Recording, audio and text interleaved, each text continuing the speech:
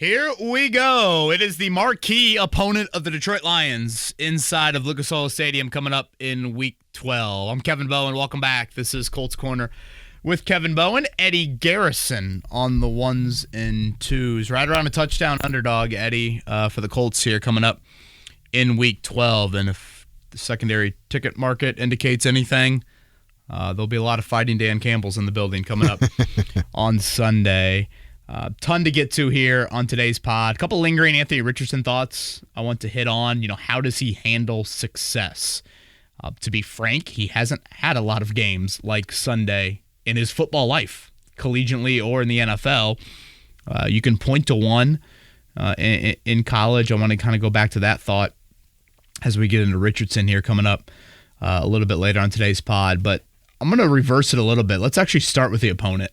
Okay. I just feel like when you face a team like Detroit right now, you have to start there. And it's weird because when you map out the final 6 games, Eddie, this is the least important game.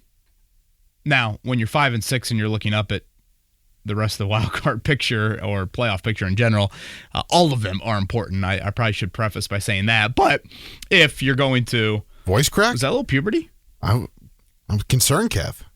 Shout out to Chris Fangman. If there's some 0.3% chance Chris Fangman's listening to this podcast, he will laugh out loud in a inside joke we had about puberty and voice cracks back in the day. But nonetheless, a little early voice crack there. I don't know, what was that, the coffee I just threw away, or is that just 35-year-old trying to grow some armpit hair here? Nonetheless,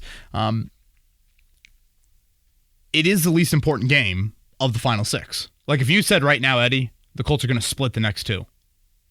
Oh, you want to beat New England more than you want to beat Detroit. And I know that sounds odd. And maybe there's some sort of mental, hey, if you beat Detroit, what does that do to, injecting life into your, team down the stretch? And, could that build momentum and all of that? I don't know. Again, it seems like the Colts have had a game like this, a win like this, in all of these recent years. And I don't know if it's necessarily transferred into multiple wins or a huge stretch, but we can talk about that on Monday if indeed it happens. But let's start here with the Lions. It's one of the crazier stats that I've come across probably covering the Colts in quite some time. Why do you love the NFL, Eddie? Fantasy football, it's the best league out there for football. It's the highest level of football, and it's the greatest players in the world playing a game that brings people together. Well said. I love it because I think the games are so close. I think there's so much parity. I add on to all of those things that you listed, of course, but I just think there's so many one play here or there. Just single hand. Like today, Tyquan Lewis is coming off the injured reserve list potentially. 21-day windows opening up. Do you remember the play Tyquan Lewis got hurt on? Oh, yes. Into the Pittsburgh game. Yes. The wild Justin Fields snap goes way, way in the backfield, and Tyquan Lewis is laying there like hurt. He gets off the field. If he doesn't get off the field there, the Colts have to take a timeout, and they bail Pittsburgh out. Does that game end differently? All these just kind of what-if scenarios that are there with close games in the NFL. So I bring all that up to say this. The Lions have won 3 games this season by at least 35 points. Do you know the last time the Colts won a game by 35 points or more? I do not.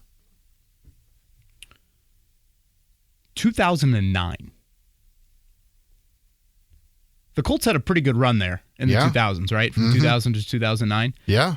If you found the last time they won 3 games by at least 35 points, so you added them up between 2024 and how far back do you have to go? 09's one of them. They had one in 04, and their other one was 1997. Unreal. With Peyton Manning, the Colts didn't win more than 2 games by 35 points. The Lions have done it in 2.5 months.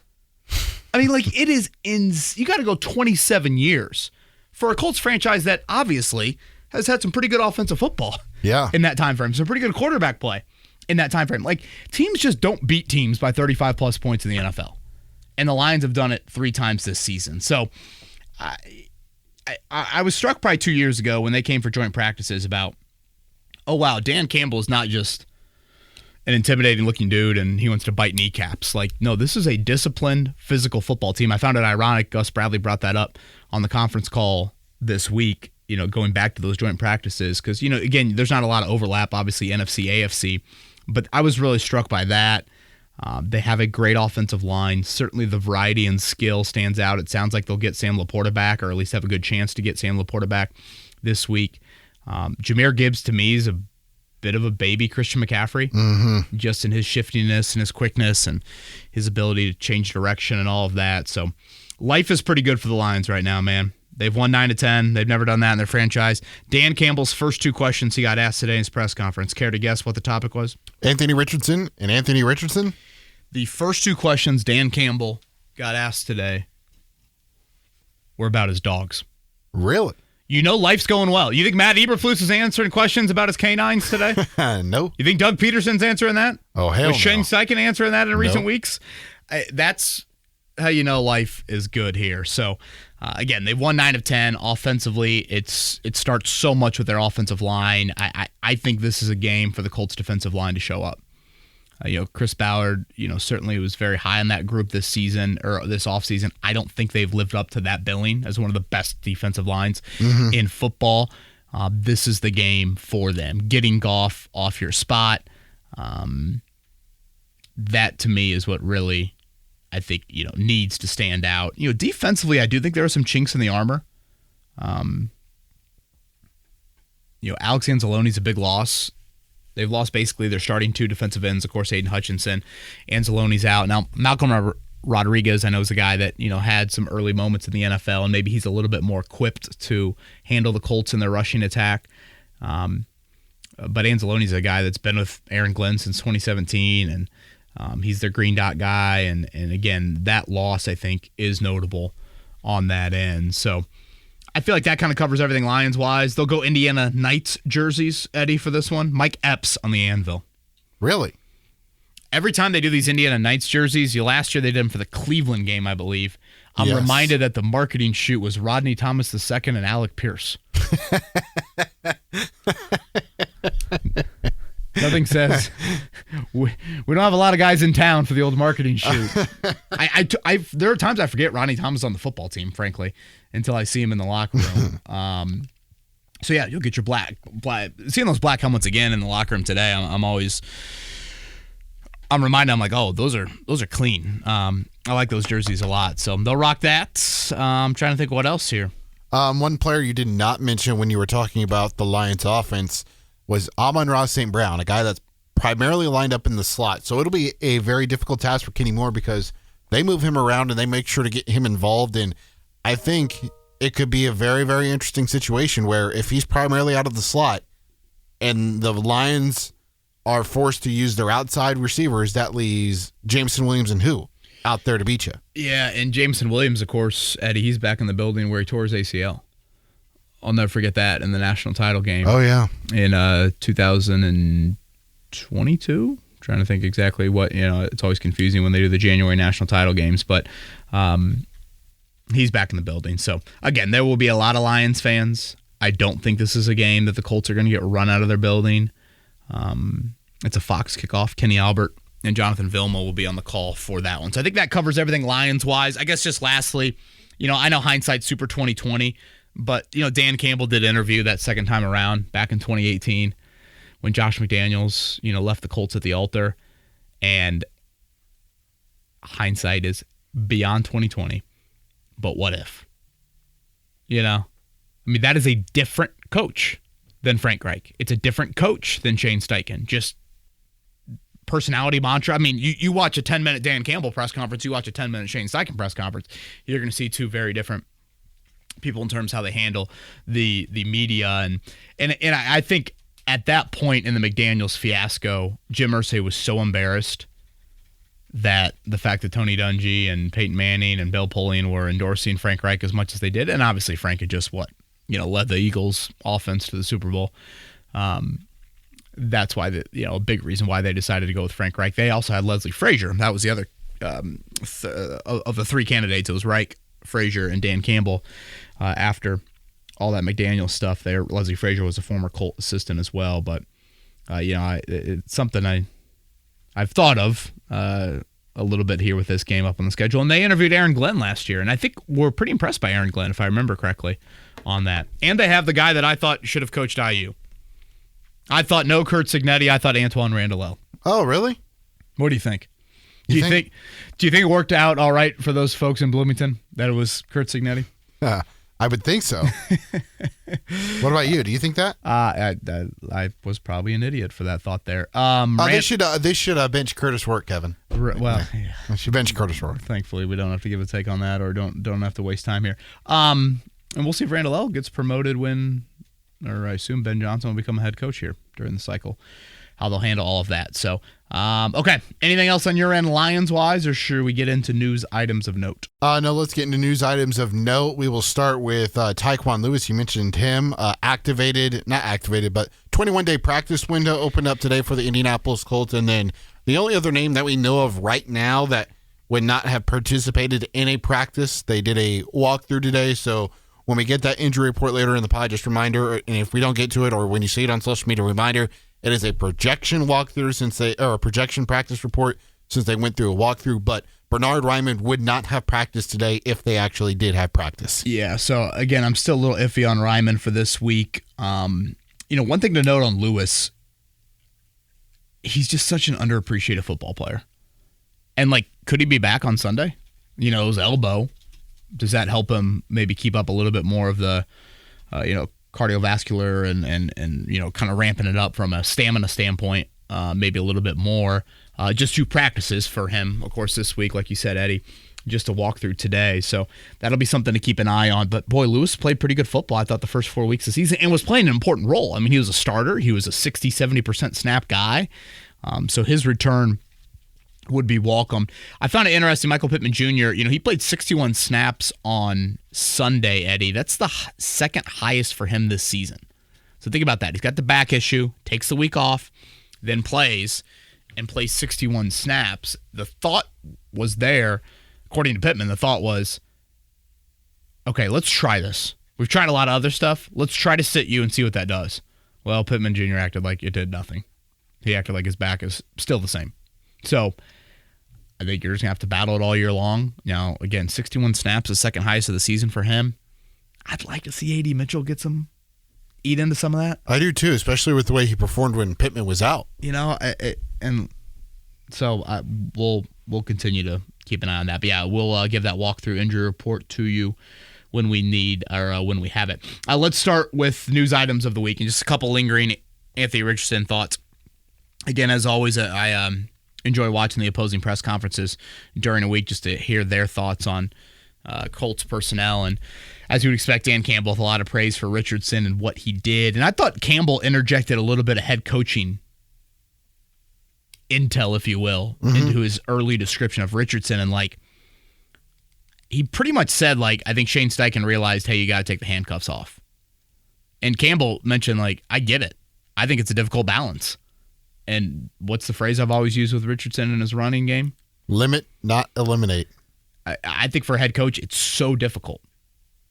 When you go back and you watch those hits that Richardson took or put on other defenders there, I mean, those add up.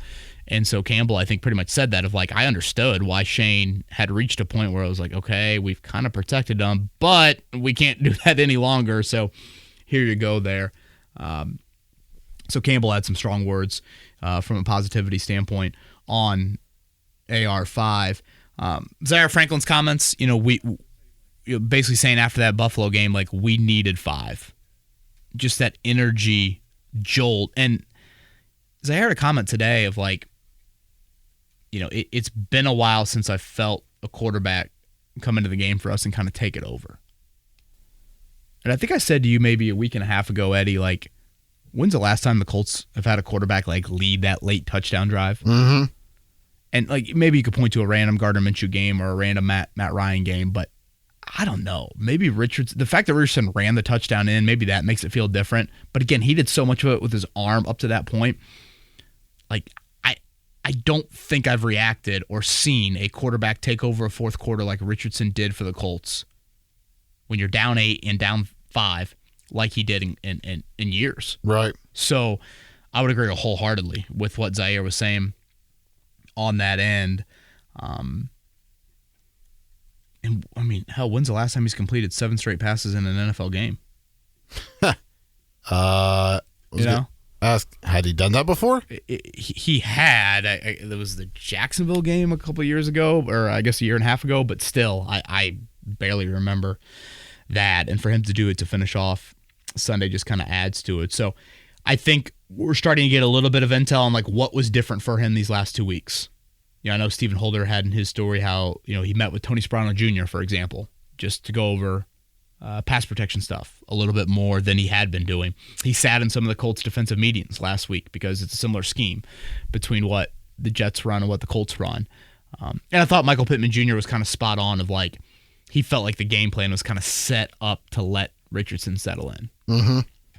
And certainly I think you saw that from that run game focus. And, running kind of gets him going. It in a way, Eddie, it kind of reminds me of the Andrew Luck, Mike Sanford quote. Mike Sanford, the OC for Stanford, of saying, how Luck wanted the deep shot into that game plan in the first 5 plays to take a hit, to feel like he was a part of the game. And I think in a way, Richardson is kind of like that. So obviously there's a balance with all of it. And I think the most important thing is like you won because he did normal quarterback stuff. Yeah. And one of the Chris Ballard quarterback-related quotes that I've always agreed with is that as much as dual threat is a part of today's college landscape and ultimately NFL quarterback landscape, Ballard has been very staunch in saying at some point you have to deliver from the pocket. Either you're too old and you're not the runner you once were, or you're too injured, or a team has been very committed to taking away your legs. Yeah. And when you think about it, I mean, Richardson averaged, 3 yards per carry? I mean, it's not like he was some explosive runner on Sunday, but at some point, he had to deliver from the pocket, and he did. And that is a huge element to what happened on Sunday. I think last thing for me on Richardson, Eddie, is just this, handling of success. And I go back to, I would argue, the only other time in his college or pro career where he has had a week of public praise. I mean, people are gushing about what Anthony Richardson did on Sunday. Mm-hmm. They did that after his first game, his final season in Florida. Yeah.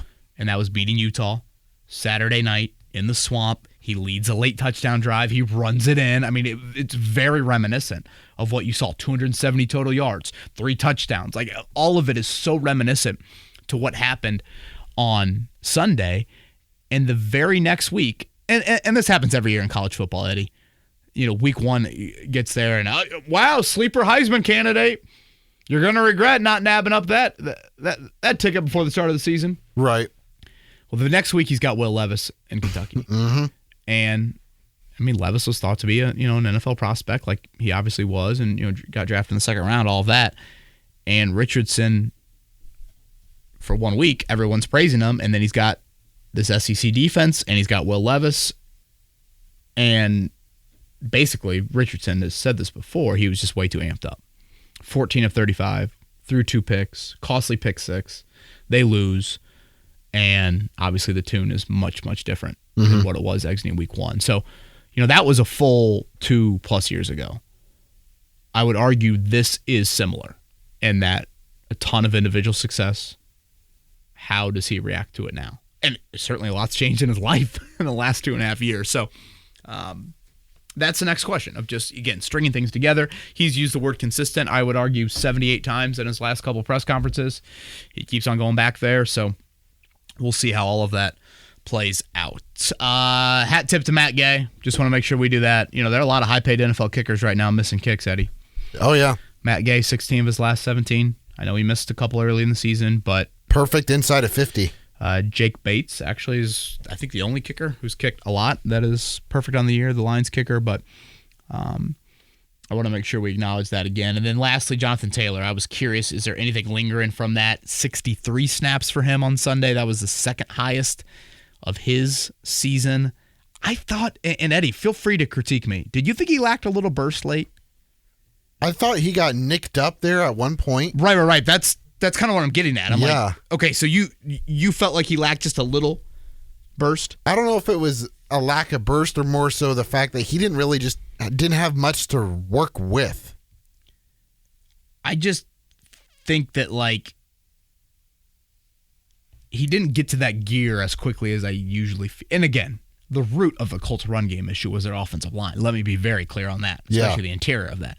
But I thought, okay, he gets taped up. We've seen this happen before where, he's got taped up, tried to go back in a game, and he obviously did go back in this game and finished it. But I don't know. I just felt like there was a little bit there, but Shane Steichen reiterated earlier in the week, nothing to be worried about there, so I assume Taylor won't be on the injury report when it pops up here in a few minutes. Anything else news item-wise from the Colts before we get to Twitter questions and then eventually give our picks? Did you see what Josh Downs said on the Deebo Samuel show last night? No, I did not. So they asked him about Anthony Richardson. He goes, in the benching, he goes, yeah, so Anthony told me, before it got out that they were benching him and they were going to Flacco. And he said Anthony's immediate response was, well, he got there earlier and he was in more meetings. And you just highlighted the more meetings aspect to it.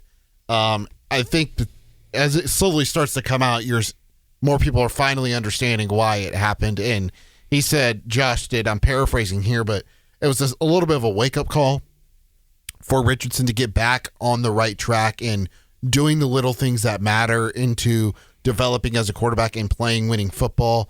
And he feels like Anthony grew up a little bit over the course of the last couple of weeks. So I just thought I'd share that there. Yeah, and I think all of that checks out. And I think we'll slowly get, I feel like I said this maybe last Wednesday on the pod, Eddie, of like, at this point, all of it is pretty much water under the bridge. Now he's back to playing as he should be. Do you get it right or do you not?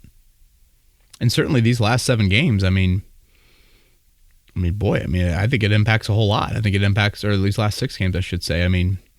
If Sunday becomes more the norm the rest of the way, I don't see Chris Bauer all of a sudden losing his job. Right. I think it has that type of domino effect off of it. So we'll see how all of it plays out here. You ready for Twitter questions? Let's do it. We will get things started with Wake Spike. Hey guys, the Colts are running into a buzzsaw this week against the Detroit Lions. Arguably the sharpest iron one can go up against this season. So in the event of a loss, what does a winning loss look like for the team and AR this weekend? Moments, more of these moments. Do you string anything together? It's kind of funny. We saw the semifinalists for the Hall of Fame announced earlier today, and to me, when I've tried to define Hall of Fame criteria, it's something of high level consistency plus longevity. Are you a high level player? Do you do it consistently? And then I guess longevity and consistently can be used very from a synonym standpoint. But now that's the next question of guys have lightning in a pan. You see guys do that, and go back to that Florida game and then the Utah game, I should say, and then Will Levis the very next week. So we've yet to see him in the NFL have that, we've seen a 15-minute flurry. We've seen maybe a half of it, but not 60 minutes. So I think that is the question. I know specifically, he mentioned today, kind of eliminating some of those fumbles. I didn't think he had a lot of turnover-worthy plays against the Jets. I didn't think he threw a lot of bad balls that the Jets could have made plays on. That would be something to keep an eye on. It'll be interesting because Detroit likes to play man. Well, you play man against Richardson and you turn your back on him. Does he scramble? Which right. It's amazing to think he had 10 runs, and I don't think any of them were scrambles. And he's not a scrambler. Which you would think with that superpower, to use his words, he would do a little bit more of that. But again, can you string things together? I don't know how much stock one individual game will mean for the rest of the season. They beat Baltimore last year. What did it mean? I don't know. They beat Kansas City the year before. What did it mean? Well, it was the most embarrassing season in franchise history, I would argue, or certainly a long, long time. So again, that's difficult for me to kind of sit here and say. But as far as Richardson is concerned, it's the moments and it's consistently, do you string that together? Detroit's secondary makes plays. They're second in the NFL interceptions. Yeah, Kirby Joseph gets his hands on a lot of balls. With 14, and you have to know where he's at, and you have to know where the other safety, Brian Branch, is at all times. Branch is, every time I watch the Lions, that dude is flying around. Yes. Flying, and that dude hits. And you know who else they got? A guy that I think a lot of people wanted the Colts to draft. Carlton Davis? Terrion Arnold. Right? He's had some moments this year. He's been up and down, just like any other rookie. Yeah, again, corner. they have some defensive inconsistencies. They're not dominant by any, and obviously Hutchinson is a huge loss. Oh, yeah. McNeil, 54. I remember watching him at joint practices thinking he is just getting the best of Quentin Nelson. I remember how struck I was by that. I'm like, I barely even heard of this guy. So that is your ability to play ball control, play keep away, see if you can do it, sustain drives, all those things. Brett has been saying it for years, but this team solely misses a true tight end one. Tight end by committee tips their hand regarding personnel on the field, but having a true do-it-all guy would make Anthony Richardson and Jonathan Taylor, and the offense for that matter, life easier. It's pretty amazing, Eddie, that I don't know if this question or why, and I've stumbled upon a lot of Penn State football this year for some reason. And Huh? I said, oh? Yeah. And I keep on watching Tyler Warren, their tight end, and think, oh, man. You imagine him? The guy I really like is Mason Taylor at LSU. Yeah, I know Brian Kelly's always been super high on him. I remember he said he was better than Michael Mayer, and I remember I was pissed off about that comment. The season high on catches and yards for a Colts tight end. 2? You're underselling a little. 3? 4 catches for 41 yards. Are you talking about the group or are you talking about a player? One individual player in a game. That's the highest stat line we've seen. It's the only game all year with a Colts player having 3 catches and 40 yards, which is just shocking. Was that Granson? I think it was Mo. There's 4 of them. Kylan Granson, Mo Alley Cox, Drew Ogletree, Will Mallory. And if you added that up, I mean, that's 4 of them times 11 games, 44 possibilities. And there's only been 5 times all year that a tight end's had multiple catches in a game. That was against Tennessee, 4 of his 9 catches. It is shock. Again, I was not high in the tight end group at all coming into the season, but I didn't think it would look like this. I didn't think it would be this underwhelming statistically. Mm-hmm. I mean, 4 for 41 is your highest? Only 5 multiple catch games? You got 44 opportunities. I mean, it's tight end. You just fall into a couple catches. Mm-hmm. So it's Is it scheme or is it play? Is it quarterback just not checking it down or? Yeah, I think it's a variety talent? of things. I don't think the group has shown great talent no matter really who the quarterback has been here in recent years. So, again, I don't know if tight end's a super premium drafting position, but Look at Brock Bowers, Kev. well, certainly. But again, is Brock Bowers the unicorn? That's, I think, a question to kind of look at. So, I don't know. I'm not ready for 2025 draft, and if you're a 500 football team at Thanksgiving, you don't have to have that conversation just yet. Laporta's numbers aren't great this year, but, he's still a really good tight end. Yeah, and there's still, there's a couple, aren't there a couple 50, 60-yard games still in there for him? I think he maybe had an 80-yard game. I'd have to go back and look it up. But, his track record's a little different than some of the other back-of-the-baseball card guys. Ben would like to know what shifted in Shane Steichen last week to increase creativity in play calling like we saw him do in year number 1. And do you expect anything to help keep up against Detroit? Yeah, it's funny. I tried to ask Shane that, and of course got nowhere with it earlier today. But I Really? think that Really? Shane didn't give you anything? I think there's a level of and this goes back to the Dan Campbell comments of okay, we've tried this, but enough's enough. We got to get him comfortable with his legs, and hopefully he stays healthy. And the energy and rhythm, I think, leads to confidence. And I think that's what, anytime a quarterback makes a play like he did or, shows physicality like that, while it's a bit jarring to see when the quarterback pops right back up, that does, I think, create an energy level that is hard to just kind of individually create. And that, that was a met environment early on, and that can set the tone, sure. Certainly. And now I think you're going to have,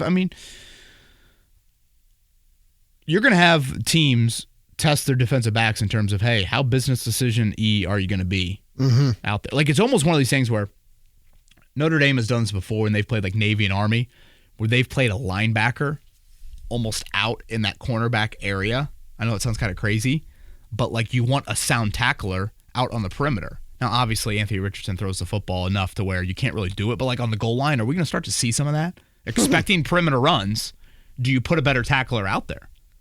And what does that look like? Now, obviously, the Colts can kind of scheme up against that and those sorts of things. So, I would say this on the game plan, though. Pittsburgh was starting to creep that way, Ben. When you go back to that Pittsburgh game before he got hurt, that was starting to be like that. And remember, what was the major issue with the Jets last week, or leading into last week, among other things? They missed the most tackles of any team in the league the week prior. Mm-hmm. So I think you wanted to test that. Like, it's like, okay, Sauce Gardner's a really quality cover corner. I know he's had issues this season. We would rather test him as a tackler. Oh, yeah. So do you get that every week, I guess is what I'm getting at. Because, again, Brian Branch, that a Branch Richardson hit, I'm ready to see it. That'll be a moment coming up on Sunday. 2 questions left. Evan would like to know, not sure if you guys saw Jonathan Taylor smack his head on the ground on a play in what he believes was the third quarter, where he was tapping his helmet after the announcers mentioned it, and I commented on the fact that he wasn't pulled out of the game. Thanks, and keep up the great work.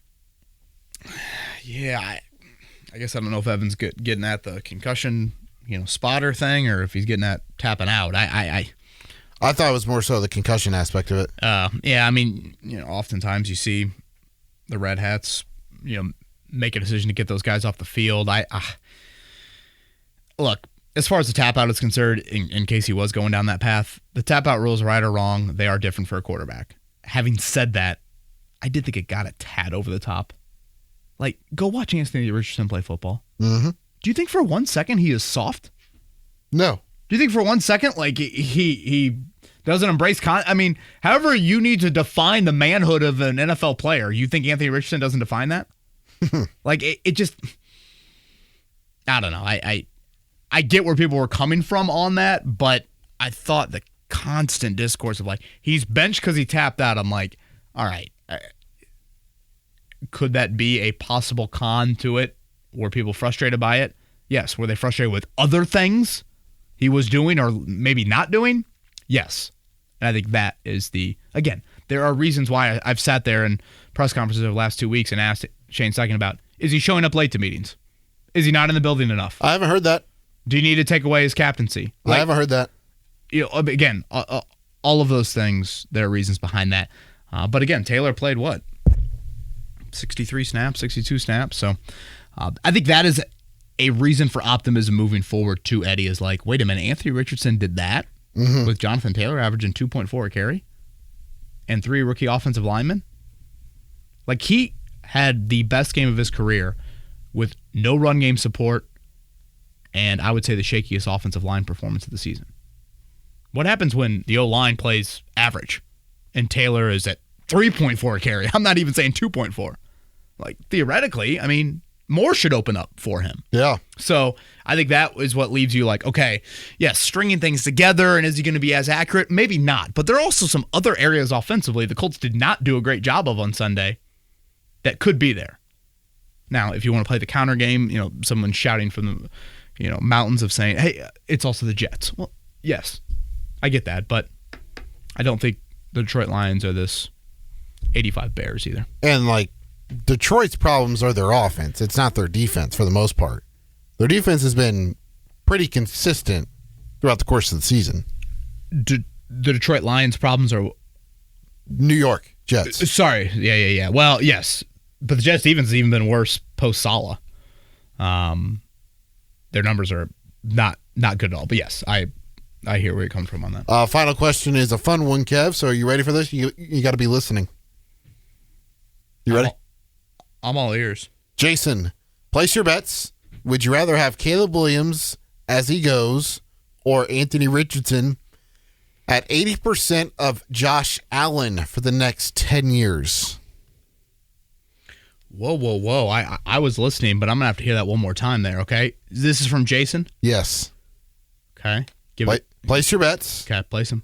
I'm ready. Would you rather have Caleb Williams as he goes or Anthony Richardson at 80% of Josh Allen for the next 10 years? So I'm getting 10 years of football. I think that's a big element to this. I'm getting 10 years of football. Yes. Ooh. Give me 80% of Josh Allen. I like the sound of 10 years of football. Let me just start there.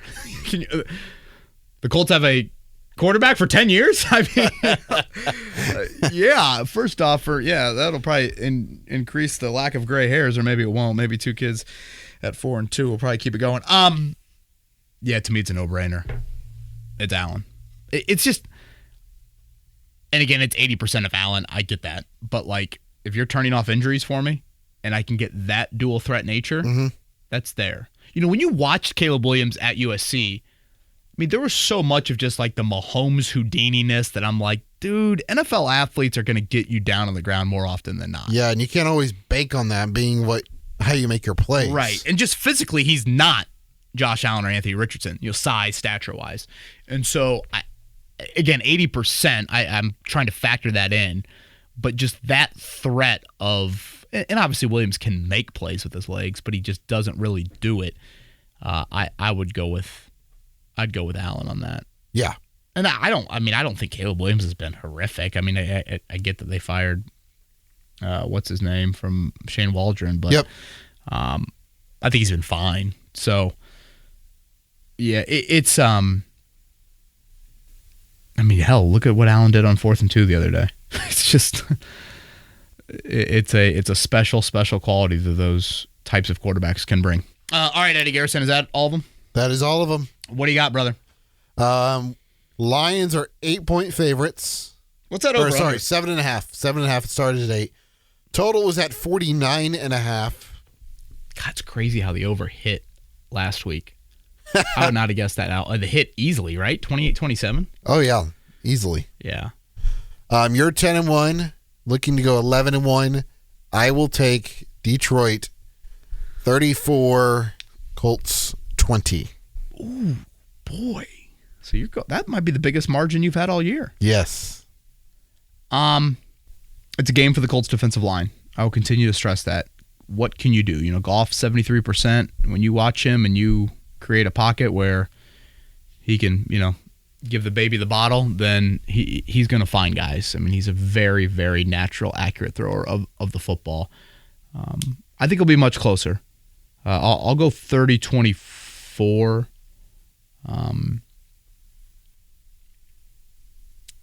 Is there and I did this with Buffalo 2 weeks ago, and I feel stupid doing it again. But like, is there just any mental psyche thing with the Lions, or are they just wired differently?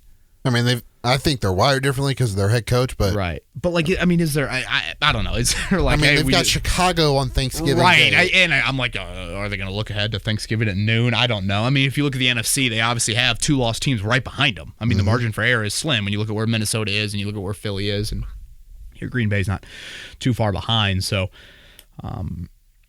I think they are able to make enough plays. I think Laporta being back could be big. It's just another weapon. Like if Kenny Moore neutralizes St. Brown and, you don't allow anything over the top to Jameson Williams, it's like, okay, you feel decent about that. Can your front foot, can Grover, corral a run game? It's like, oh, yeah, they got Laporta too. It's just, they got a lot of these dudes. I think Gibbs is the difference maker for them. Right, and I think Gibbs has such McCaffrey vibes to him, which is obviously high praise. So, I can't wait. I mean, these are games that you love. Again, it might not have the exact impact or the exact magnitude of, if you look at the Denver game, for example. I think right now it's like a 44% difference between win or loss, playoff wise. It's not that, but they all mean something this time of year when you're under 500 of importance, and it would be huge for the Colts to get there, and then they're probably favored in every game the rest of the year besides Denver, and that'll probably be a coin flip. All right, Eddie, we good? Yes, sir. I'll talk to you on Monday. That is Eddie Garrison. I am Kevin Bowen. Thank you. Colts Corner with Kevin Bowen, Week 12, Colts Lions inside of Lucas Oil Stadium, the only home game until December 21st, 22nd for the Colts. So enjoy.